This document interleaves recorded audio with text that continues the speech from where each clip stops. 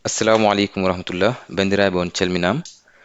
En garti hande wadde windande arwoniri ko yowti e fannu biteɗo computer programming. Bon, e ko en ɗum ɗo dumen ɓennude en mbaɗino vidéo d'introduction général walla mbiyen ɗum ɗo hen gardidi e mbadi kuptodindi ko yowti e ko wiyete ɗum ɗo hen computer science. Eyyi donc ɗum ɗo hen gandal ko fannu ko fati ɗum ɗo hen ordinateur uji. Donc en kalin ɗum e oɗo vidéo so jeehi YouTube mo mbaɗi kaw computer ma on jii toon vidéo kadi ma on jii chaîne o. Oɗon mbawi wadde abonné chaîne o pour mbawon hebde ɗum ɗo hen des notifications inchallah pour les prochains vidéos. Eyyi ko adi foof oɗo fannu biteɗo computer programming walla mbiyen bon programmation informatique piren ɗum Pulaar mbiyen ko Heblo walla mbiyen heblude ordinateur eɗen mbawi wirude ɗum noon ko fannu baɗɗo fayida no fewi. Saabu Steve Jobs bon o namdano bon ko ganndo ko fati e wonɗon fannu o namdanoma ko yowiti e bon ko hol yiyande makko ko yowti e oɗo fannu en fait biteɗo computer programming. Ɗum wonno ko hitande 1995 on wanno interview joni noon kanko jaabol makko o wi ko everyone in this country should learn how to program a computer because it teaches you how to think. O jaabi o wi mo woni kala e ndi leydi ina foti jangude holno ordinateur heblirte sabu ina andinma wawde miijade. Eyyi kanko yiyande makko hen ko oɗo fannu jangude ɗum walla andude ɗum ko hunde wande fayida no fewi saabu ina addan neɗɗo o wawde durnude miijo. Eyyi donc ko ma en jeeyi ɗum inchallah e ɗum ɗoji men garoyoji ɓendani men garoyoji ko vraiment fannu baɗɗo fayida hande ko wiyete les nouvelles technologies karallagal kesal ngal hande to heeɓi ɗo no ƴellitori ni eɗen mbawi wiide ko oɗo fannu ko c'est la base en fait ko eɗen mbawi ko daɗɗuji kañum woni daɗɗuji ɗum ɗo hen domaine o no fewi. Eyyi donc e ɗeɗo bindande noon walla ngoɗo heblo hucci ko e kala mbiyowo kala nanowo ɗemgal ngal mbiyowo mbimi wimami e mbadi huftodinde jiɗɗo andude walla humpitade oɗo fannu.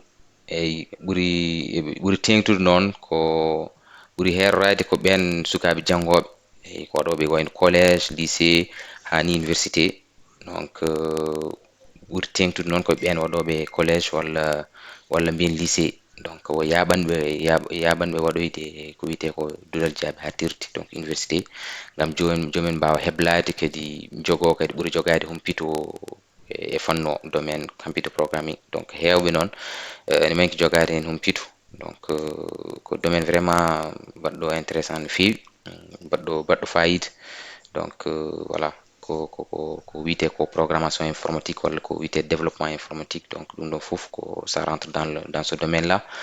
E bon janggo e jaam so jomum jangi ɗum ha maîtrise ɗum mbawi wiide ma won toy ko wiyete ko développeur informatique. Donc wawa wadde programmer des applications des logiciels des certains systèmes d'information. Donc voilà ko ɗum woni fandare nde ko adi foof kam holko woni heblo ordinateur holko woni computer programming comment programmer un ordinateur ou bien une machine. Donc adi foof kam ganden wonde ko hande ko wiyete ordinateur portable walla les téléphones les smartphones woni ɗum ɗo hen walla tablette aji hande ko hutorto ko wiyete ɗum ɗo hen les nouvelles technologies. Donc ko c'est programmé en fait koko hunde heblade. Donc téléphone aji men ɗi hande koɗi keblaɗi donc ha mbawen hutorade ɗi eɗen mbawi wiide noon par ce que c'est programmé application ngaji gonɗi hen mi rokka yeru tan dabɓo WhatsApp walla Facebook les réseaux sociaux. Donc c'est des applications c'est des programmes donc ko ɗum ɗo koko hebla koko programme ha mbawɗen wawde hutorade ɗum. Donc oɗo fannu noon koye on ɗon ɗum ɗo hen ngal ɗon catal ɓuuri wawde yarude. Donc ko heblude ko wiyete ordinateur walla téléphone ha mbawa hutorade ɗum par ce que hande nafoore ordinateur ko holɗum ko wawde wadde traiter des informations d'une manière automatique donc en mbaadi jawdi donc voilà eɗen mbawi wiide tan ko ni henna ɗum sifori. Eyyi mbasen nadde trop dans les détails. Bon, ordinateur ne waɗi des composants ji kewɗi ɗi hutorto ngam wawa wadde traité ces informations là. Donc ko ɓuri hen himmude kam koko wiyete ɗum ɗo hen processeur, désolé, processeur par exemple ko kañum woni, eɗen mbawi wiide ko kañum woni gandi ordinateur, par ce que kañum traitata ko wiyete toutes les informations. Bon, en natta e ɗum ɗo hen wona windande ko fati architecture des ordinateurs, mais plutôt ko voilà pour mbawen famde tan donc wonko woni e nder muɗum, ko ɗum ɗon wawata wadde traiter ces informations là. Donc voilà, enen noon hande jiɗɗen noon ko ɗum ɗo hen wadde tan intro, ɗum ɗo hen cimtol ha mbawen fammindinɓe comment hol mbatten ha mbawen programmede on ordinateur. Eyyi ewo ko adi foof ordinateur ene waɗi langage mo famata. Bon, mbiyen won ɗum ɗo hen wiyete ko systéme binaire, walla mbiyen langage binaire, binary en anglais, binaire en français. Donc eɗen mbawi wiide Pulaar ko ɗiɗiwal en quelque sorte. Saabu ordinateur hande kala information bawɗo nannede hen, donc ko kalɗen ɗo ko ɓenni ko mbiɗen processeur, ko wiyete processeur ko kañum waɗata ɗum wawata famde tan ko ɗum ɗo hen ko 0 walla 1, donc ndiga walla gotel. Eyyi ko ɗum ɗo tan ɗum ɗo hen ordinateur wawata famde. Eyyi ko mbiyen joni ko limore muɗum. Par ce que enen joni en tant que neɗɗo joni, enen no c'est la base 10 en fait. Donc so tawi eɗen lima, bon somi ƴetti par exemple yeru joni e frayse ko base 10, donc mbiten ko 1 2 3 4 5 6 ha 10. Ewo so ari 10 mbiyen 11 ɓeyden hen 1, donc c'est comme si en puɗɗitima 1 2 tu vois 11 12 13 ha, donc voilà to wawi ha ɗo foof. So tawi joni koye Pulaar joni c'est un peu différent, ene serti. Pulaar limore haaɗi ko 5, donc ko 1 2 3 4 5. Eyyi mbiya jeegom ko 5 e 1, donc 5 e 1. jeeɗiɗi 5 e 2, jeetati 5 e 3, jeenayyi 5 e 4, après mbiyen sappo e 1 sappo e ɗiɗi ainsi de suite.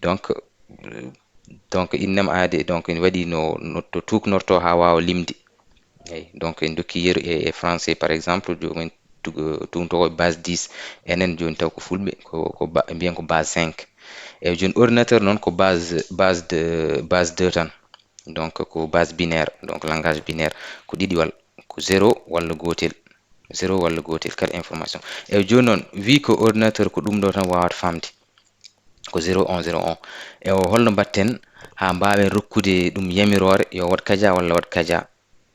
Saabu firti ko kala information mo dokkaten ɗum, il faut mbaɗen ɗum en quelque sorte, mbaɗen ɗum piren ɗum e ɗamgal ngal famata ngal woni binaire o.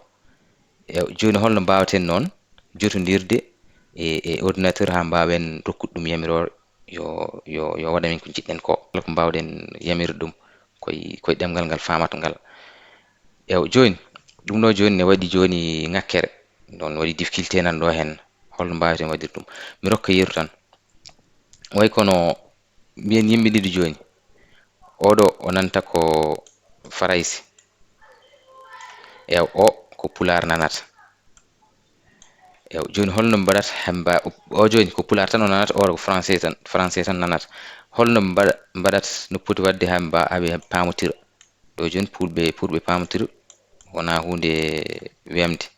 Donc bien ga c'est quasi impossible, tu vois, c'est impossible. Bon, parce que o ko Pulaar tan o français nanata. Joni noon il faut ɓe daña neɗɗo gandanɗa hoore ma pirowo, taw o ene nana farayse et en même temps omo nana Pulaar, wona. Eyyi joni il faut o haalda e oɗo Pulaar, oɗo firtana o e farayse. So o jaabi mamomo e farayse, o firtana oɗo e Pulaar. Eyyi donc eɗen mbawi ƴettude oɗo yeru tan, wadde firti so tawi eɗen jiiɗi haaldude e ordinateur walla rokkude ɗum yamirore ngam mbawen heblude ɗum, il faut dañen gandanɗa hoorema ɗemgal gongal enen ngal mbawɗen famde fami caggal ɗum ngal ɗon ɗemgal walla on no systéme, bon disons il faut dañen systéme mo mbawɗen jotodirde taw eɗen mbawi famdire mum, on kaydi aussi ine wawi famdirde ordinateur o, eɗen mbawi famir ɗum ni hen. Ew ɗum ɗo noon koko wiyete les langages de programmation. Ew ko ɗo noon woni hunde ɗo ɓuri wadde ganduɗa hoore maɗa intéressant, ko wiyete langage pardon langage de programmation, fami. Langage programmation ko mbiyen ko eɗen mbawi wiide ko bon parce que c'est des langages, donc ko eɗen mbawi wiide ko ɗemɗe ɗe gandanɗa hoore maɗe ordinateur ɗe mbawɗen jotodirde ha mbawen haaldude e ordinateur o. Ew parmi o noon ne heewi, donc ne waɗi langage il y a beaucoup de langage de programmation, donc mi rokka yeru par exemple ene waɗi ko wiyete ko java, ene waɗi ko wiyete ko c, ene waɗi ko wiyete ko c++ par exemple, c++, ene waɗi ko wiyete par exemple python, ainsi de suite. Donc eɗi keewi, donc il y a beaucoup de langage programmation ɗi mbawɗen hutorade ha mbawen haaldude e ordinateur, ha mbawen rokkude ɗum yamirore. Donc enen noon inchallah ko langage java inchallah kutortoɗen so Allah jaaɓi. Donc ɗi bindani men garoyoji inchallah ko on ɗon langage kutortoɗen ngam mbawen jotodirde e ordinateur o, ha mbawen rokkude ɗum yamirore, mbawen heblude ɗum waɗanen ko jiɗɗen wadde ko. Donc voilà, windande ko ɗo hayɗi inchallah. Donc ɓe bindande garoyoji inchallah ma en ji holno mbawaten inchallah wadde ɗum ɗo hen, lancer notre premier programme e ordinateur ha wawa mbawen heblude ɗum no jiɗɗirɗen ni. Donc windande ɗo hayɗi, so tawi won namde jogui ɗon on mbawi wadde commentaire inchallah ma en gartoy hen so Allah jaaɓi. On jarama.